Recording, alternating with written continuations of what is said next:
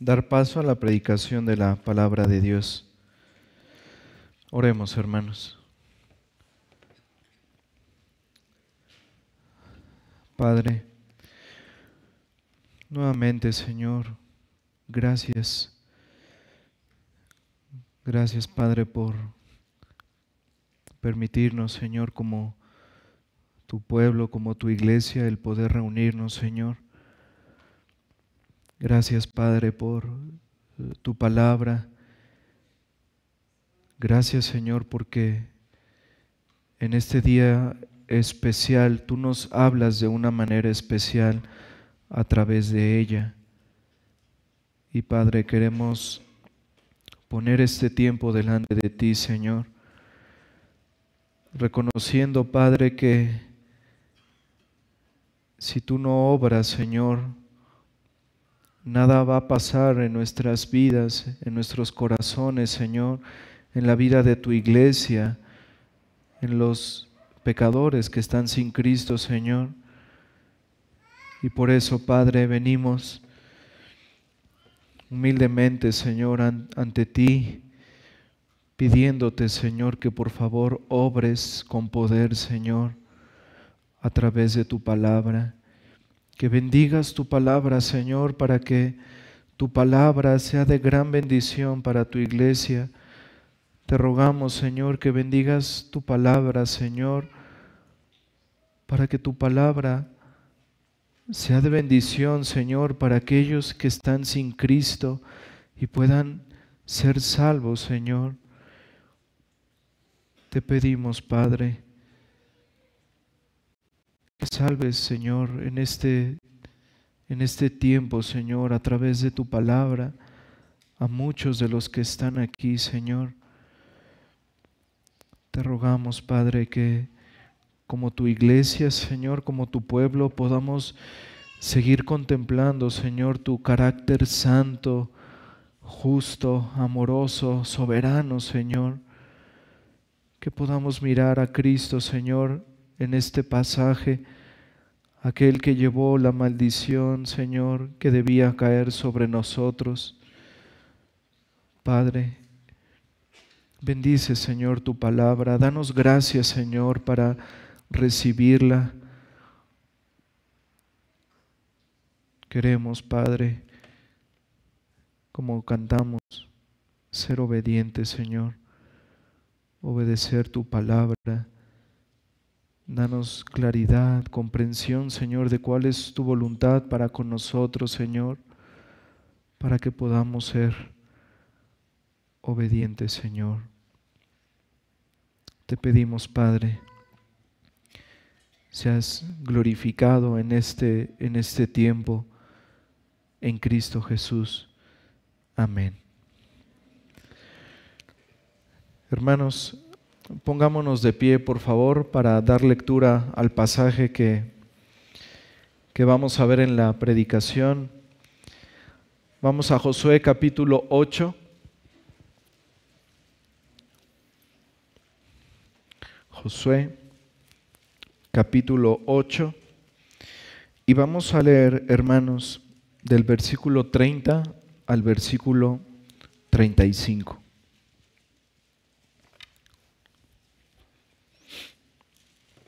Josué 8, versículos del 30 al 35. Leamos. Entonces Josué edificó un altar a Jehová, Dios de Israel, en el monte Ebal, como Moisés, siervo de Jehová, lo había mandado a los hijos de Israel, como está escrito en el libro de la ley de Moisés, un altar de piedras enteras sobre las cuales nadie alzó hierro, y ofrecieron sobre él holocaustos a Jehová y sacrificaron ofrendas de paz. También escribió ahí sobre las piedras una copia de la ley de Moisés, la cual escribió delante de los hijos de Israel. Y todo Israel, con sus ancianos, oficiales y jueces, estaba de pie a uno y otro lado del arca, en presencia de los sacerdotes levitas que llevaban el arca del pacto de Jehová, así los extranjeros como los naturales. La mitad de ellos estaba hacia el monte Gerizim y la otra mitad hacia el monte Ebal, de la manera que Moisés, siervo de Jehová, lo había mandado antes, para que bendijesen primeramente al pueblo de Israel. Después de esto, leyó todas las palabras de la ley, las bendiciones y las maldiciones, conforme a todo lo que está escrito en el libro de la ley. No hubo palabra alguna de todo cuanto todo cuanto mandó Moisés, que Josué no hiciese leer delante de toda la congregación de Israel, y de las mujeres, de los niños y de los extranjeros que moraban entre ellos. Amén, hermanos. Pueden tomar su lugar, por favor.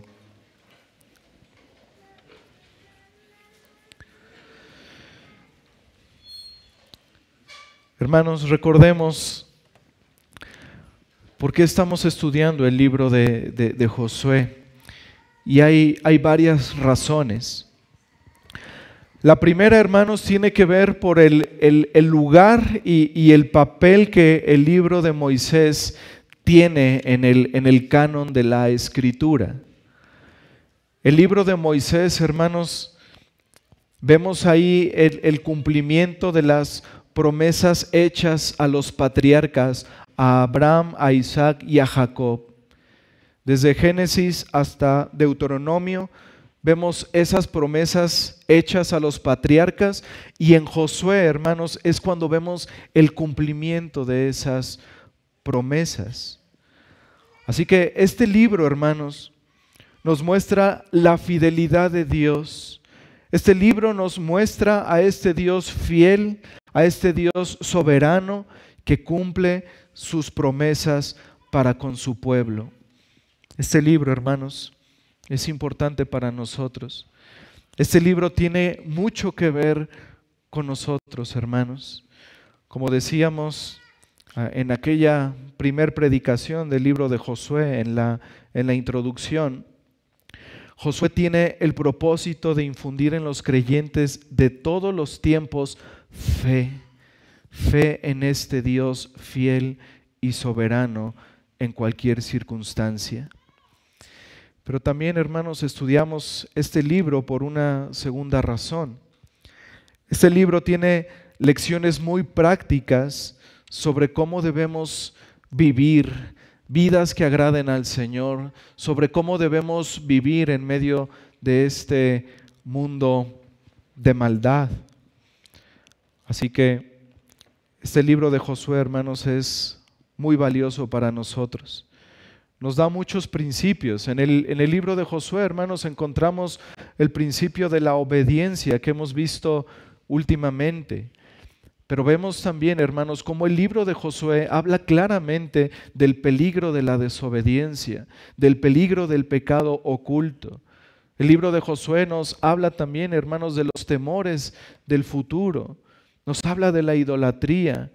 Nos habla, hermanos, de cómo debemos confiar y caminar siempre en obediencia a la palabra de Dios. Y ya hemos tratado muchos de estos principios en los capítulos anteriores, pero ahora nos encontramos en el capítulo 8, en los últimos versículos del 30 al 35. Y aquí vemos, hermanos, que Josué, en obediencia al mandato de Dios, hace una pausa en esa campaña militar de conquista, hace una pausa para adorar al Señor. Después de haber conquistado la ciudad de Jericó, de Betel y de Ahí, Josué decide hacer esa pausa para hacer lo que el Señor había mandado a través de Moisés, hacer una ceremonia solemne de adoración. Y en esa pausa, Josué llevó a todo el pueblo de Israel, a la gente de guerra, llevó a las mujeres, a los niños, a los nativos, es decir, a los israelitas, pero también, dice el pasaje, llevó también a los extranjeros. Esto incluye, por ejemplo, a Rahab y a su familia que se convirtieron en Jericó.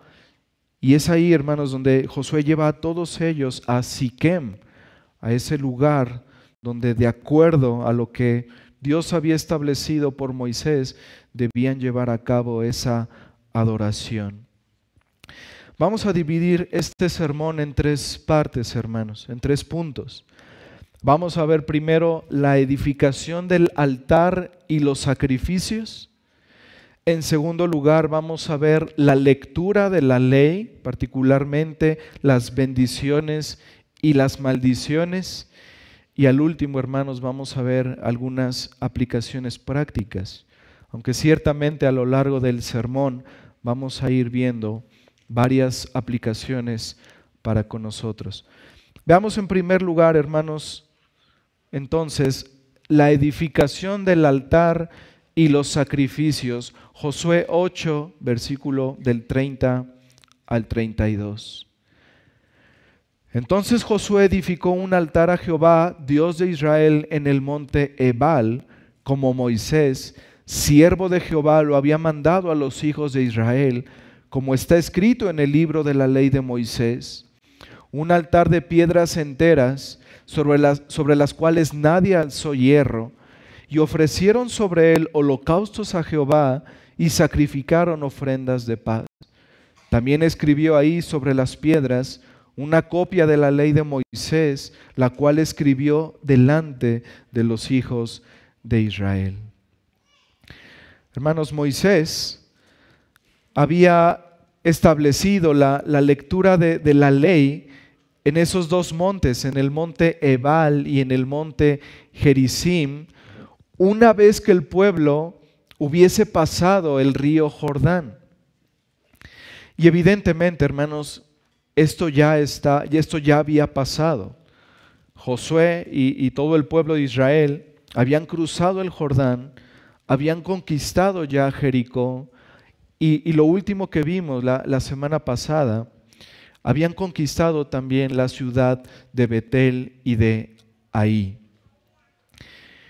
Y Moisés, hermanos, había determinado con precisión cómo debía llevarse a cabo esa ceremonia de adoración. Sobre esas piedras del altar, dice que Josué debía escribir una copia de la ley de Moisés. Esto, hermanos, para que en esas piedras perduraran por generaciones.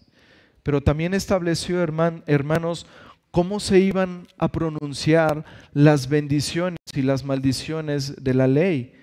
Desde el monte Ebal se iban a pronunciar las maldiciones que iban a caer sobre el pueblo de Dios si ellos desobedecían a su palabra. Y desde el monte Gerizim, desde ahí iban a ser declaradas las bendiciones.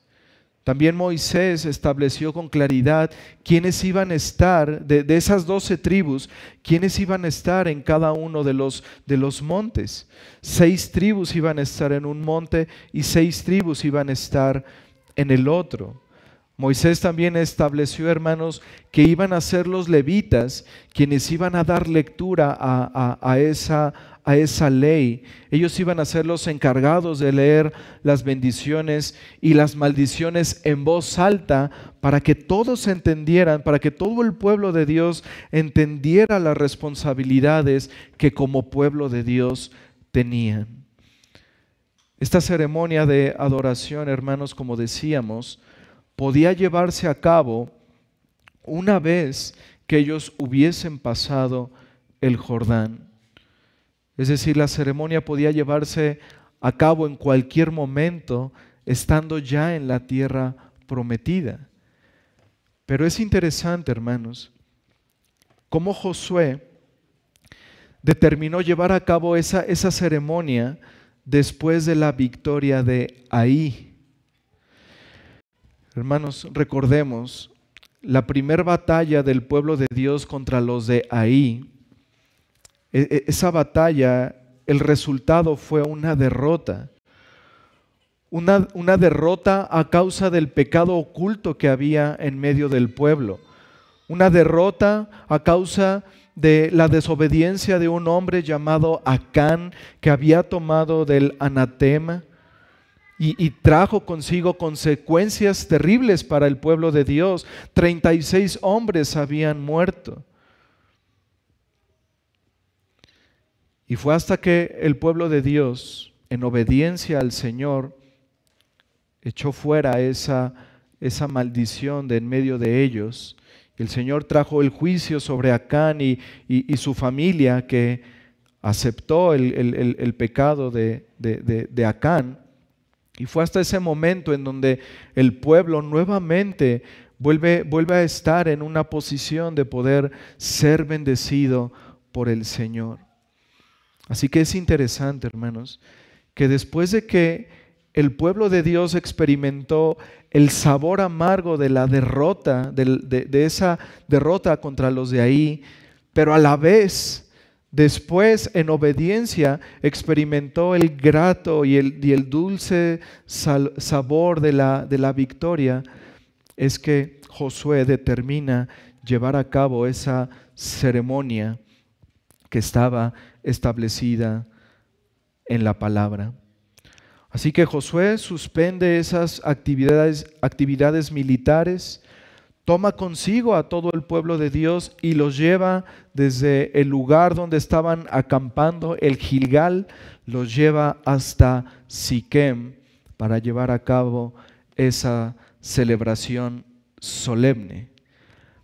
Ahora, hermanos, muchos se han preguntado, ¿cómo es que Josué y el pueblo de Dios, en plena campaña militar, donde todos los enemigos del pueblo de Dios, todas las naciones de Canaán habían escuchado que el pueblo de Dios estaba ahí para llevar a cabo la conquista, muchos se preguntan, ¿cómo es que llegaron tan fácil hasta Siquem? La distancia, hermanos, entre el Gilgal y Siquem es de unos 50 kilómetros. Algo no muy fácil de recorrer para toda una multitud de millones de personas que conformaban el pueblo de Dios. Pero, hermanos, esto fue posible porque el camino para llegar al norte, donde estaban esos montes, el Ebal y el Gerizim, ese camino estaba libre, hermanos, porque las naciones centrales por donde tenía que pasar el pueblo de Dios eran aquellas tres que ya habían sido aniquiladas: Jericó, Ahí y Betel. Entonces esto hizo, hermanos, que el paso estuviera libre para que ellos pudieran ir a los montes, a Gilgal y al Ebal, para poder llevar a cabo esa adoración. Se dice, hermanos, que esa distancia podía recorrerse por una multitud como aquella en unos 2 o 3 días. Y en este caso, Josué y el pueblo subieron entonces hacia Siquem, no para una conquista militar, sino para un acto de adoración. ¿Y cuál era el propósito, hermanos? El propósito era dar primeramente adoración al Señor por medio de los holocaustos, por medio de las ofrendas de paz, pero también, hermanos, otro de los propósitos era la lectura de la ley. Era que el pueblo pudiera entender que no iban a recibir las bendiciones prometidas de Dios a menos de que obedecieran a todo lo que el Señor había establecido en su ley. Que el pueblo pudiera entender que no iba a ser prosperado si ellos prevaricaban como lo había hecho anteriormente Acán. Así que vemos en primer lugar, hermanos, que esa adoración iba a ser expresada entonces a través de esos sacrificios ofrecidos en el monte Ebal. Acompáñenme al libro de Deuteronomio, por favor, ahí atrás de Josué. Deuteronomio capítulo 27. Aquí vamos a ver, hermanos, como viene en el título de muchas Biblias, el orden de escribir la ley en piedras sobre el monte Ebal. Deuteronomio 27, versículos del 1 al 7. Ordenó Moisés con los ancianos de Israel al pueblo diciendo: guardaréis todos los mandamientos que yo os prescribo hoy, y el día que pases el Jordán a la tierra que Jehová tu Dios te da, levantarás piedras grandes y las revocarás con cal, y escribirás en ellas todas las palabras de esta ley cuando hayas pasado para entrar en la tierra que Jehová tu Dios te da, tierra que fluye leche y miel, como Jehová el Dios de tus padres te ha dicho. Cuando pues hayas pasado el Jordán, levantarás estas piedras que yo os mando hoy en el monte Ebal, y las revocarás con cal, y edificarás ahí un altar a Jehová tu Dios, altar de piedras. No alzarás sobre ellas instrumento de hierro. De piedras enteras edificarás el altar de Jehová tu Dios, y ofrecerás sobre él holocausto a Jehová tu Dios, y sacrificarás ofrendas de paz, y comerás allí, y te alegrarás delante de Jehová tu Dios. Vemos entonces, hermanos, que Moisés establece que parte de esa adoración era llevar a cabo esos holocaustos. El holocausto, hermanos, era una ofrenda totalmente quemada de un animal que había sido sacrificado. Y el holocausto, hermanos, significaba, en primer lugar, el reconocimiento y la confesión de pecado. El reconocimiento y la confesión de pecado. Cuando se ofrecía un holocausto, hermanos, se estaba aceptando ahí que la pena de la muerte, que la pena del pecado, que es la muerte, estaba quedando ahí simbólicamente cumplida en la vida de ese animal, en la vida de ese sustituto. Eso es lo que representaba un holocausto, la confesión de pecado, la confesión, el reconocimiento de pecado, es decir, había arrepentimiento en el holocausto y ahí se reconocía que las consecuencias del pecado, que es la muerte, la estaba llevando un sustituto. Entonces, esta adoración, hermanos, nuevamente, como lo vimos en su momento, cuando celebran la circuncisión el pueblo, una vez que cruzó el Jordán, cuando celebran la Pascua, nuevamente, hermanos, esta adoración estaba llevando a mirar a Cristo, a mirar al cumplimiento de todas estas sombras. El pecado trae juicio. El juicio del pecado es la muerte. Pero esos sacrificios, hermanos, estaban mostrando que era posible que una víctima inocente muriera en lugar del pecador. En el pueblo de Israel, en ese entonces, la víctima era un animal. Pero ese animal, hermanos, apuntaba a ese perfecto sacrificio hecho una vez y para siempre, el sacrificio de nuestro Señor Jesucristo. Y algo interesante que vemos aquí, hermanos, en este pasaje, es que cuando Josué construye ese altar, lo construye en el monte Ebal.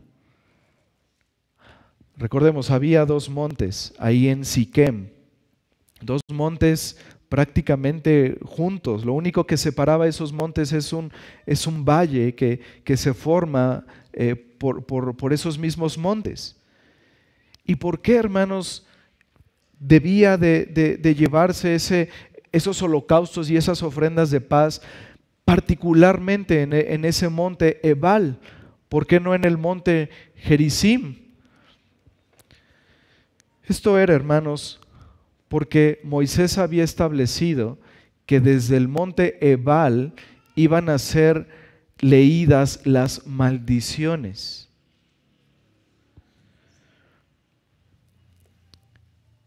Y en el monte Gerizim se iba a hacer la declaración de las bendiciones para el pueblo de Dios. En otras palabras, hermanos, ese altar era para los pecadores, era para aquellos que merecían esas maldiciones, era para aquellos que reconocían su pecado, era para aquellos que reconocían que por causa de sus desobediencias merecían las maldiciones de Dios.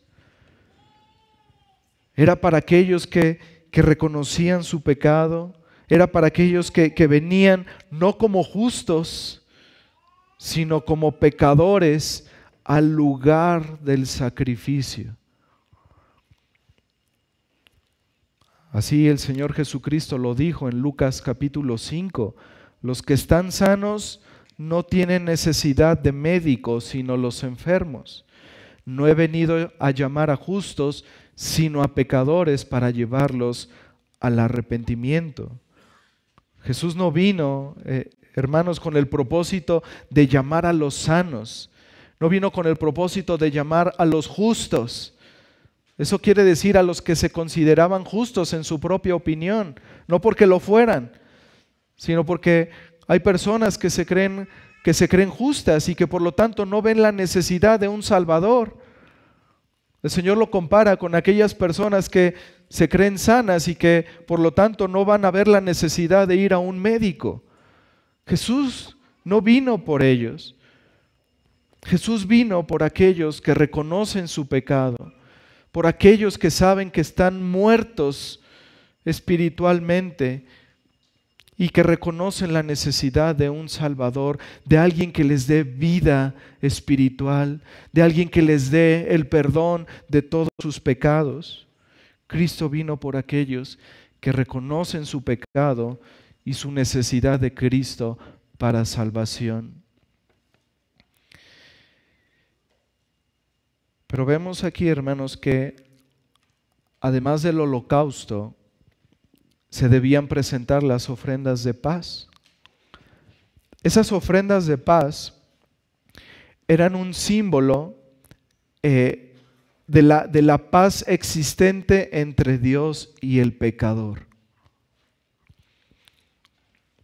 La ofrenda de paz era un símbolo de paz existente entre el creyente y Dios, gracias a la muerte de un sustituto. Es por ello que los holocaustos precedían a las ofrendas de paz, porque estas ofrendas de paz, hermanos, eran ofrendas de gratitud. Daban gracias a Dios que había aceptado el sacrificio del sustituto y que ahora podían tener paz, podían tener reconciliación con Dios.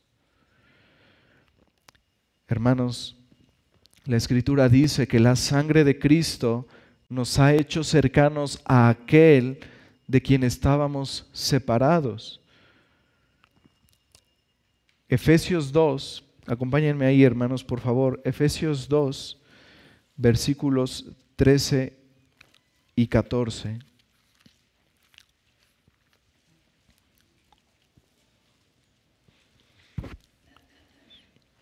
Efesios 2, versículos 13 y 14. Pero ahora, en Cristo Jesús, vosotros que en otro tiempo estabais lejos, habéis sido hechos cercanos por la sangre de Cristo, porque Él es nuestra paz, que de ambos pueblos hizo uno, derribando la pared intermedia de separación. Hermanos, la pena de nuestro pecado ya ha sido pagada totalmente por la muerte de Cristo y por lo tanto Cristo es nuestra paz.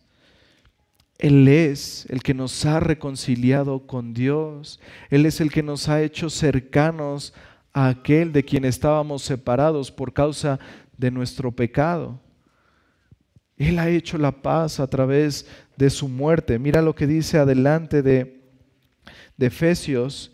Vamos a Colosenses capítulo 1, versículos 19 y 20. Dice aquí el apóstol Pablo: por cuanto agradó al Padre que en Él, en Cristo, habitase toda plenitud, y por medio de Él reconciliar consigo todas las cosas, así las que están en la tierra como las que están en los cielos, haciendo la paz mediante la sangre de su cruz. Y un pasaje muy claro que conocemos, hermanos, Romanos 5:1, justificados pues por la fe, tenemos paz para con Dios por medio de nuestro Señor Jesucristo. Así que esas ofrendas de paz, hermanos, eran por lo tanto ofrendas de agradecimiento, ofrendas de acción de gracias al Señor por ese perdón que Él estaba otorgando gracias a ese sacrificio, gracias al sacrificio de ese sustituto. Ahora nosotros ya no hacemos sacrificios como antes para dar gracias a Dios, hermanos.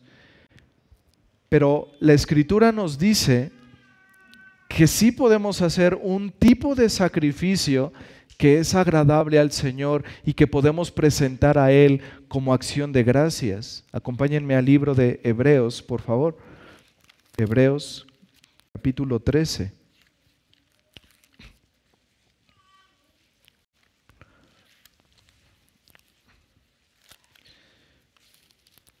Hebreos capítulo 13, versículos, vamos a leer desde el 12 hasta el 16.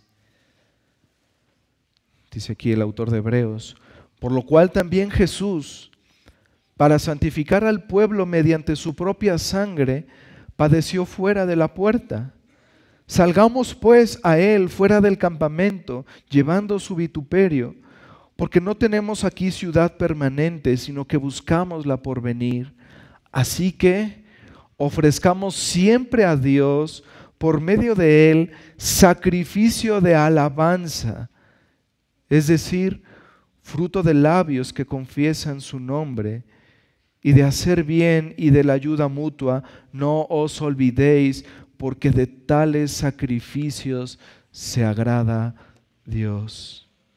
Así que ya no hacemos holocaustos, ofrendas de paz como antes, pero en agradecimiento al Señor por la obra redentora de Cristo podemos, hermanos, presentar delante de Dios esos sacrificios espirituales, ese sacrificio de alabanza, fruto de labios que confiesan su nombre.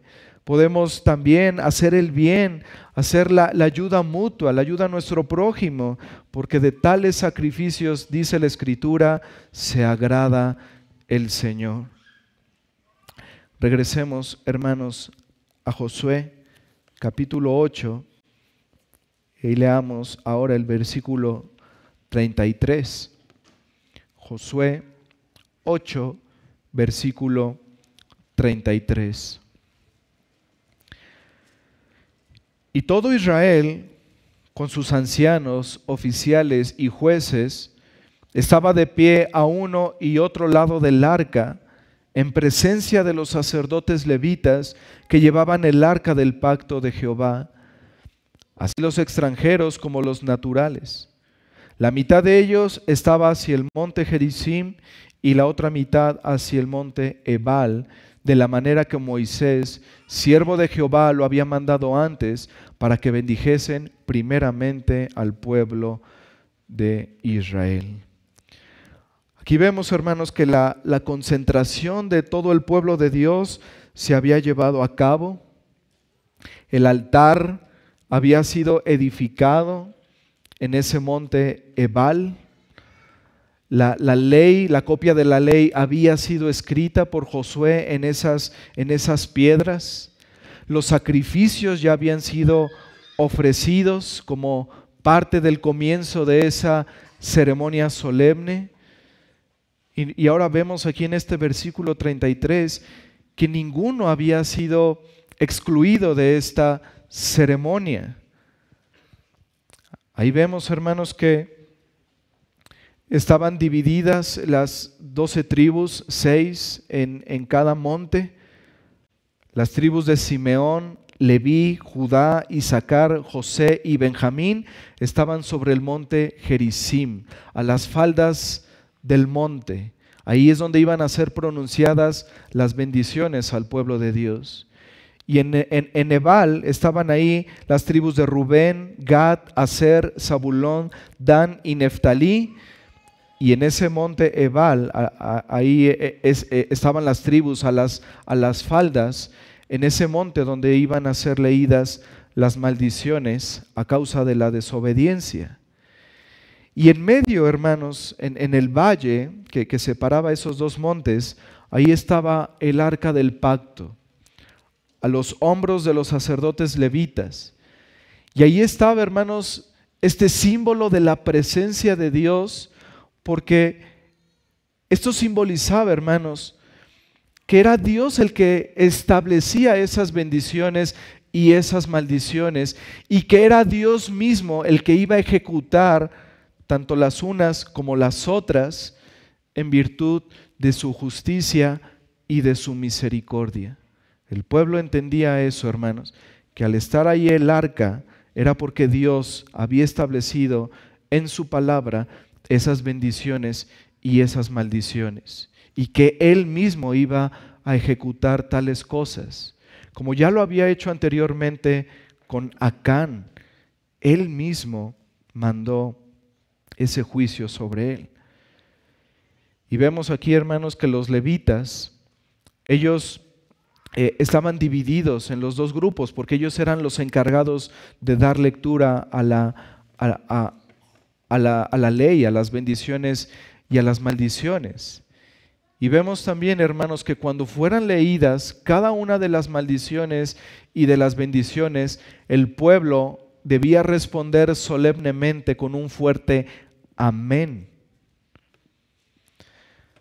Y es interesante notar en este versículo que ahí estaban todos los nativos, es decir, todos los israelitas, y también estaban los forasteros. Como decíamos al principio, Rahab y su familia, quien también creyó, estaban ahí. Unos y otros formaban parte del pueblo de Dios. Estaban incluidos, por supuesto, también todos los niños y las mujeres.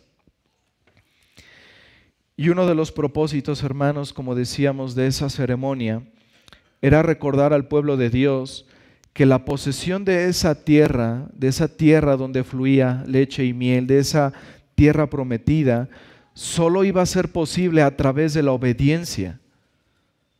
A pesar de que era la tierra de la promesa, la desobediencia podría acarrear, hermanos, con la suspensión de las bendiciones prometidas,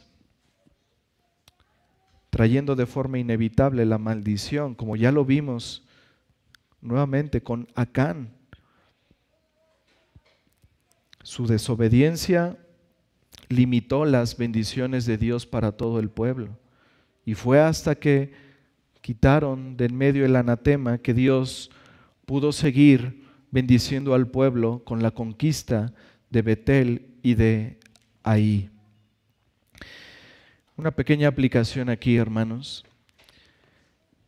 Hermanos, debemos recordar que las bendiciones que el Señor nos provee, que las bendiciones que el Señor provee para su iglesia son el resultado de la obra de Cristo.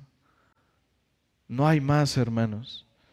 Las bendiciones que el Señor nos da en su misericordia son el resultado de la obra expiatoria de Cristo.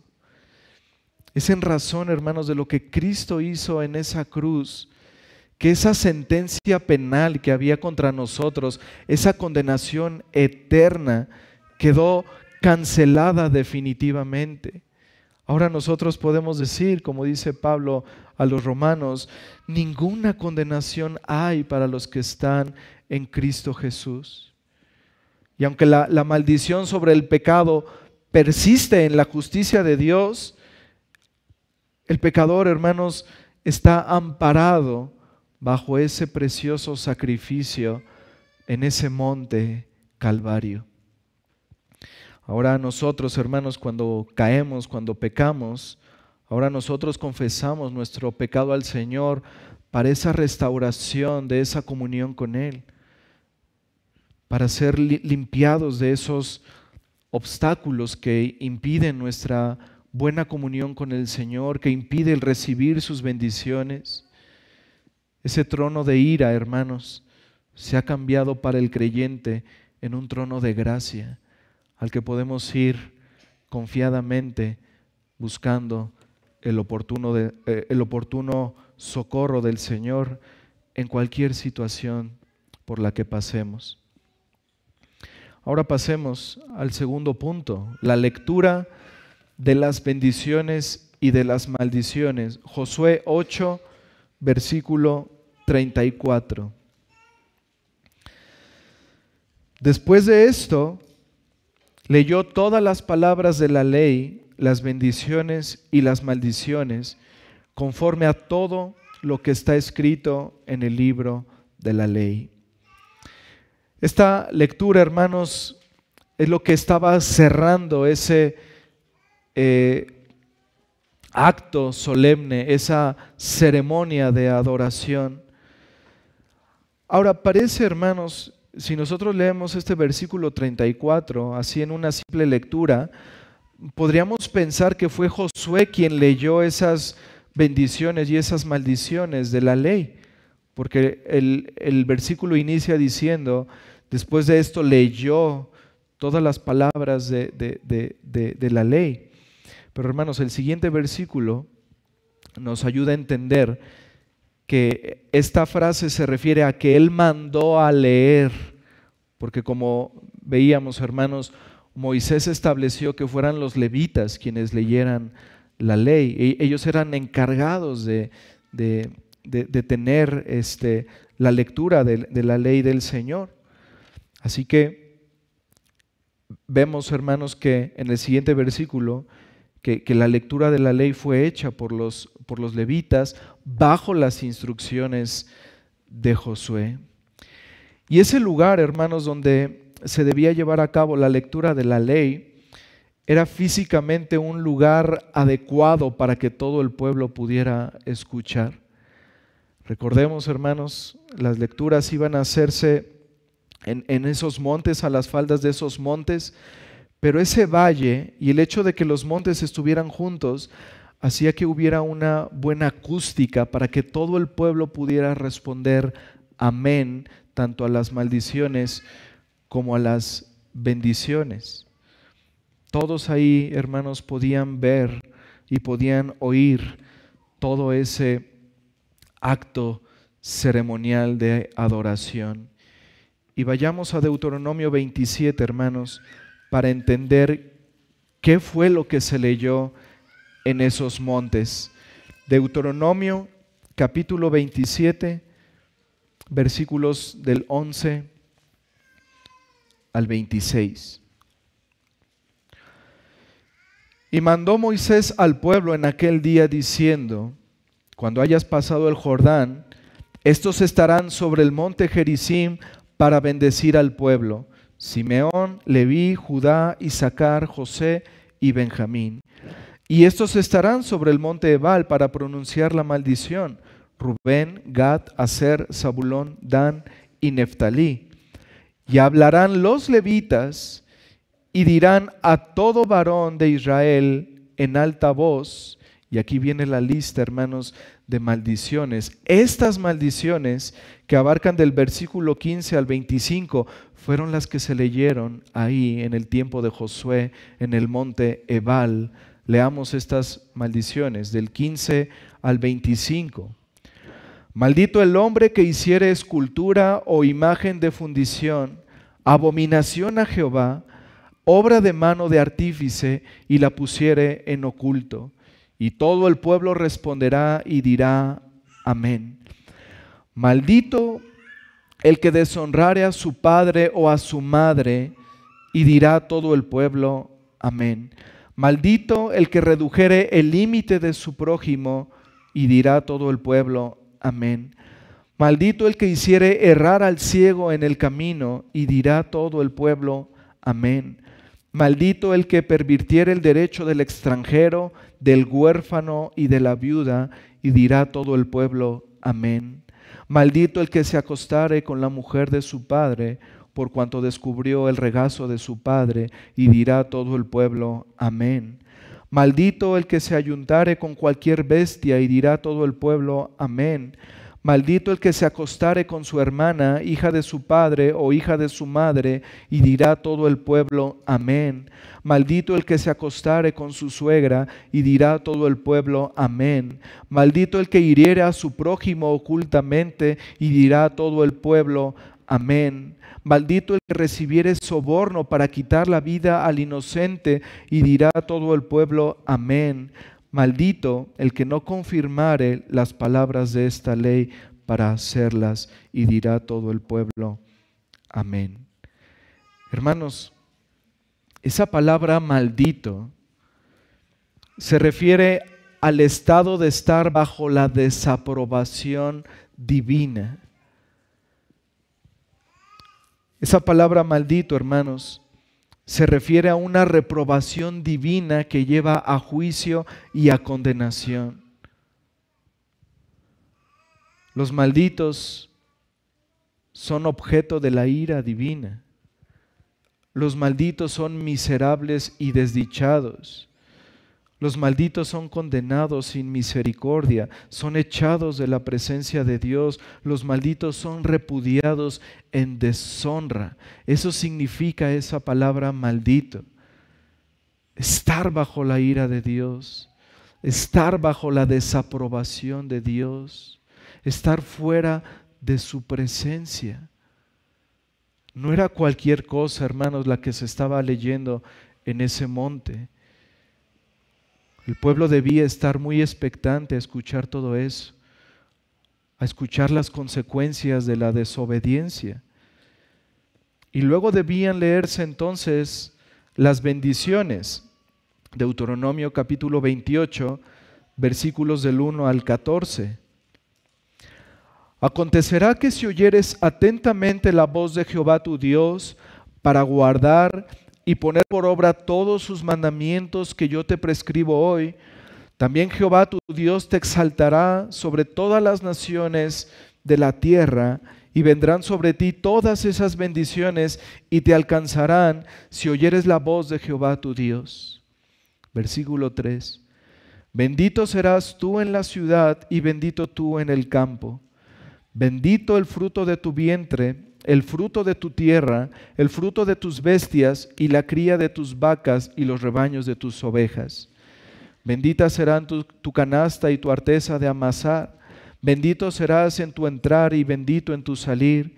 Jehová derrotará a tus enemigos que se levantaren contra ti. Por un camino saldrán contra ti y por 7 caminos huirán delante de ti. Jehová te enviará su bendición sobre tus graneros y sobre todo aquello en que pusieres tu mano, y te bendecirá en la tierra que Jehová tu Dios te da. Te confirmará Jehová por pueblo santo suyo, como te lo ha jurado, cuando guardares los mandamientos de Jehová tu Dios y anduvieres en sus caminos. Y verán todos los pueblos de la tierra que el nombre de Jehová es invocado sobre ti, y te temerán. Y te hará Jehová sobreabundar en bienes, en el fruto de tu vientre, en el fruto de tu bestia, en el fruto de tu tierra, en el país que Jehová juró a tus padres que te había de dar. Versículo 12. Te abrirá Jehová su buen tesoro, el cielo, para enviar la lluvia a tu tierra en su tiempo, y para bendecir toda obra de tus manos, y prestarás a muchas naciones, y tú no pedirás prestado. Te pondrá Jehová por cabeza y no por cola, y estarás encima solamente y no estarás debajo, si obedecieres los mandamientos de Jehová tu Dios, que yo te ordeno hoy, para que los guardes y cumplas. Y si no te apartares de todas las palabras que yo te mando hoy, ni a diestra ni a siniestra, para ir tras dioses ajenos y servirles. Estas maldiciones y bendiciones, hermanos, que fueron leídas, son las que iban a estar ahí grabadas en esa piedra del altar para generaciones posteriores de Israel. Y ahora regresemos a Josué. Josué 8, versículo 35. Una vez que se dio lectura de parte de los levitas de las maldiciones y de las bendiciones, nos dice aquí el versículo 35, no hubo palabra alguna de todo cuanto mandó Moisés que Josué no hiciese leer delante de toda la congregación de Israel y de las mujeres, de los niños y de los extranjeros que moraban entre ellos. La lectura de la ley fue leída completamente, hermanos. Un principio que aprendemos aquí es que en la iglesia debe enseñarse toda la palabra de Dios. No debemos excluir nada. Como el apóstol Pablo dijo en Hechos 20:27, no he rehuido anunciaros todo el consejo de Dios. Ese es el deber de la iglesia, predicar la palabra de Dios. La única manera, hermanos, de vivir una vida santa es obedeciendo la palabra de Dios. Y para obedecer la palabra de Dios debemos conocerla. Por eso, hermanos, aun cuando hay a veces pasajes difíciles, como las genealogías que hemos ya visto en otras ocasiones, todo eso, hermanos, es útil, como dice Pablo a Timoteo, es útil para la iglesia y debe de predicarse porque el Señor así nos lo demanda. Pero regresando, hermanos, aquí al versículo 35, vemos entonces que no se evitó nada de la lectura. Las bendiciones por la obediencia, las maldiciones que traería como consecuencia la desobediencia, todo fue leído ante todos, ante todo el pueblo. Y todo el pueblo respondió solemnemente con un amén, expresando un compromiso a ese pacto. Y algo, hermanos, importante también señalar, es que el autor de Josué, porque no sabemos si fue Josué el autor del libro, enfatiza en que estaban ahí las mujeres y los niños. Y eso es importante, hermanos. Ellos estaban presentes en la congregación. Hermanos, sin duda alguna, ese ceremonial, imaginen, hermanos, la solemnidad de los amenes que retumbaban entre los montes del pueblo diciendo amén a las maldiciones y a las bendiciones, la enseñanza de los sacrificios que apuntaban a Cristo, toda la reverencia, la solemnidad de esa ceremonia, hermanos, todo esto quedaría indeleblemente grabado en las mentes de los niños. Y es por eso que los niños deben estar en la congregación y no debemos aislarlos y ponerlos a dibujar o a hacer otras cosas. Porque, hermanos, los niños, nuestros hijos están aquí y están expuestos al Evangelio, están expuestos a la palabra de Dios, están atentos a palabras fuertes como estas maldiciones. Y todo esto, hermanos, son cosas que en algún momento el Espíritu de Dios puede utilizar para llevar a nuestros hijos a la salvación. Por eso, hermanos, los niños están aquí y como veíamos hace no mucho en un estudio en la tarde de los niños y el Día del Señor, veíamos la importancia no solo de que estén, sino de que participen activamente en el culto de adoración, leyendo la palabra, cantando los himnos, prestando atención a la predicación. Todo eso es de mucha bendición para nuestros hijos. Bien, hermanos, veamos algunas aplicaciones finales. Número 1, hermanos. ¿Qué es lo que debemos aplicar de este pasaje a nuestras vidas? Número 1, Dios quiere que dediquemos tiempo para adorarle. Hermanos, veamos el ejemplo de Josué. Josué y el pueblo de Dios estaban en plena guerra. Estaban en plena conquista de las naciones de Canaán. Y Josué, hermanos, determina hacer una pausa para adorar al Señor. Determinó hacer una pausa que llevó el tiempo suficiente, seguramente varios días, con tal de obedecer a lo que el Señor había mandado a través de Moisés. Hermanos, muchas veces estamos tan ocupados en la educación de nuestros hijos, muchas veces estamos tan ocupados en proveer para llevar el alimento a nuestra casa y en otro tipo de cosas que decimos que no tenemos tiempo para tener nuestro devocional con el Señor. Hermanos, Josué estaba en plena guerra y tomó el tiempo para hacerlo. Debemos, hermanos, tomar diariamente un tiempo de adoración al Señor. Y eso es lo que nos lleva a la segunda aplicación. Dios quiere que busquemos primeramente su reino y su justicia. Dios quiere que busquemos primeramente su reino y su justicia. Mateo 6:33, el Señor Jesucristo dijo: mas buscad primeramente el reino de Dios y su justicia, y todas estas cosas os serán añadidas. Hermanos, el objetivo principal del creyente es ocuparse primeramente de las cosas de Dios, de ocuparse de las cosas espirituales. Y es por eso, hermanos, que yo aconsejo que siempre, antes de hacer cualquier otra cosa en nuestro día a día, debemos de tener un tiempo de adoración al Señor. Hermano, pero es que yo me paro a las 5 de la mañana para llegar a mi trabajo. Pues levántate antes, hermano. Busca primeramente el reino de Dios y su justicia.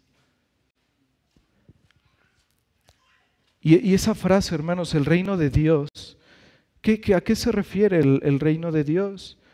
Bueno, el apóstol Pablo dice en Romanos 14:17, el reino de Dios no es comida ni bebida, sino justicia, paz y gozo en el Espíritu. El reino de Dios, hermanos, no son cosas materiales, son cosas espirituales. Por eso el Señor Jesucristo dice: busca primeramente el reino de Dios y su justicia. Y esta palabra justicia, hermanos, no se refiere a la justicia imputada que nos trae salvación, se refiere a una vida práctica, se refiere a la obediencia. Esta palabra, hermanos, se refiere por concepto a la rectitud demandada por Dios en todo lo que se conforma a su voluntad revelada. Una rectitud demandada por Dios en todo lo que se conforma a la Escritura. En pocas palabras, obediencia. Y esa palabra buscar de ese versículo de Mateo 6:33, hermanos, esa palabra buscar se refiere a un compromiso constante y progresivo con el Señor de buscar, hermanos, primeramente el reino de Dios y su justicia. Y junto con ese compromiso está la bendición prometida: y todas las cosas os serán añadidas. ¿Por qué te afanas, hermano, por las cosas materiales, por las cosas de las cuales el Señor sabe que tenemos necesidad? Pero a veces buscamos primeramente eso,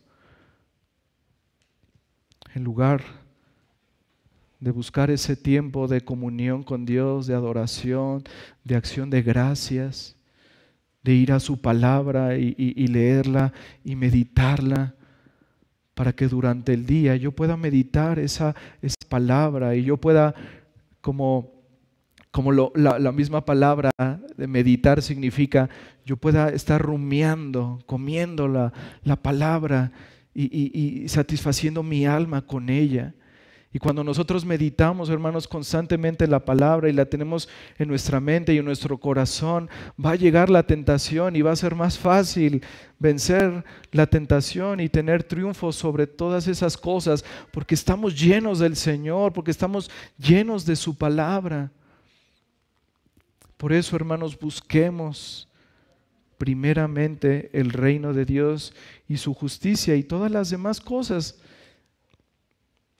serán añadidas. Y estas cosas que serán añadidas, hermanos, para nosotros, tiene que ver con las necesidades cotidianas, tanto materiales como espirituales.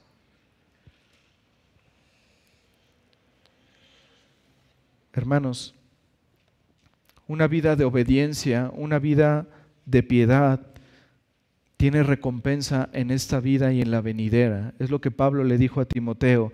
El ejercicio corporal para poco es provechoso, pero la piedad para todo aprovecha, porque tiene recompensa, tiene promesa de esta vida presente y de la venidera. Y algo que aprendemos también, hermanos, en este pasaje, en esas ofrendas de paz, es a ser agradecidos con el Señor. Ese tiempo de devoción que debemos de tener, hermanos, buscando primeramente el reino de Dios, debe de estar lleno de gratitud a Dios por la obra de Cristo, por la redención que hoy tenemos por gracia en Él. Y la Biblia nos exhorta constantemente a eso. Dice en Colosenses 3:15, sed agradecidos. Primera de Tesalonicenses 5:18, dad gracias a Dios en todo, porque esta es la voluntad de Dios para con vosotros en Cristo Jesús.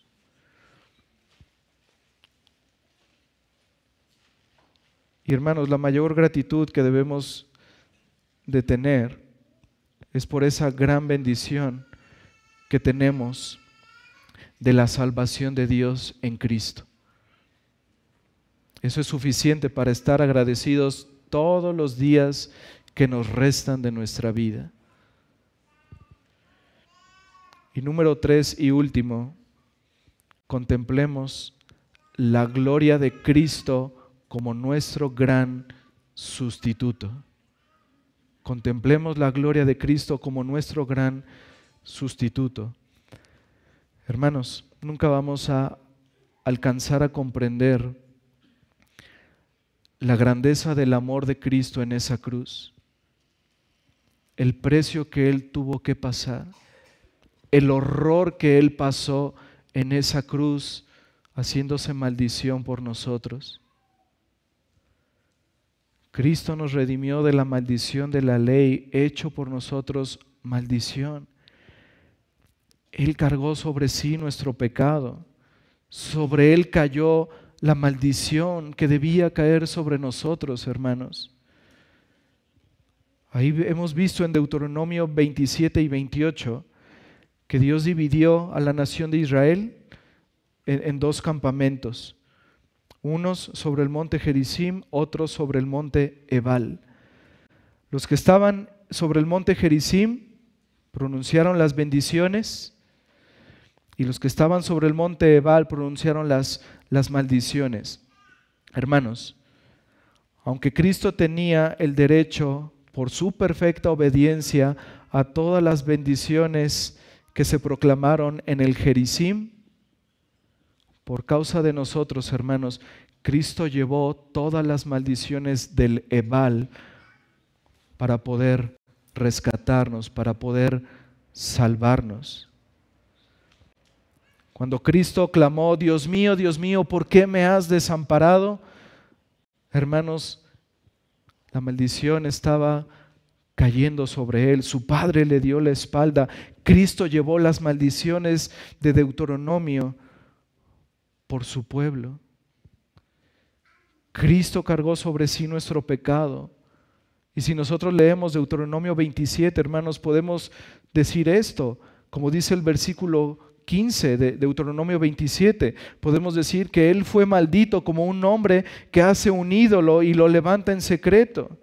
Podemos decir que Él fue maldito como uno que deshonra a su padre y a su madre, que mueve los límites del campo de su prójimo, que engaña al ciego en el camino, de acuerdo a los versículos 16 al 18.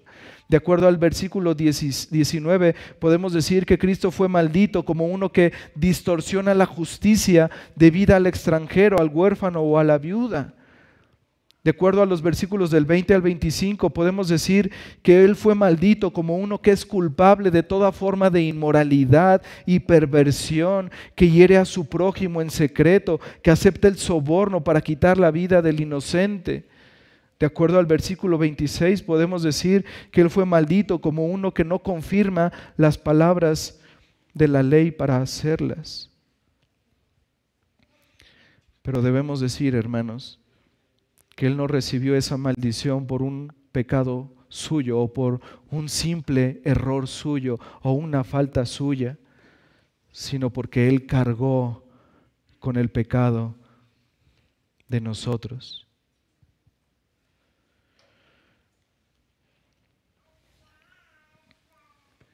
David, hermanos, clamó: bienaventurado aquel cuya transgresión ha sido perdonada y cubierto su pecado. Bienaventurado el hombre a quien Jehová no culpa de iniquidad y en cuyo espíritu no hay engaño. Por gracia, hermanos, nosotros somos esos bienaventurados en quien no hay culpa ya. Esos bienaventurados cuya transgresión ha sido perdonada. Y todo esto por lo que Cristo hizo en esa cruz. El libro de Números, hermanos, tiene una de las promesas de bendición más hermosas que encontramos en la palabra y que constantemente leemos aquí. Jehová te bendiga y te guarde. Jehová haga resplandecer su rostro sobre ti y tenga de ti misericordia. Jehová alce sobre ti su rostro y ponga en ti paz. Ahora, hermanos, esta bendición preciosa presenta un problema teológico y moral.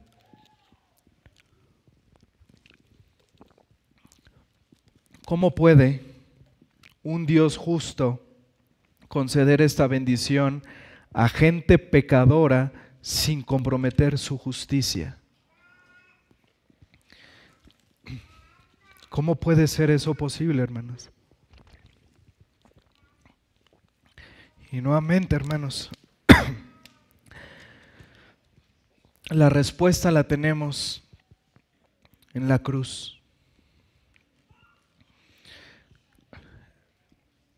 El pecador puede ser bendito, hermanos, porque Cristo fue maldito, porque Él llevó la maldición de nosotros.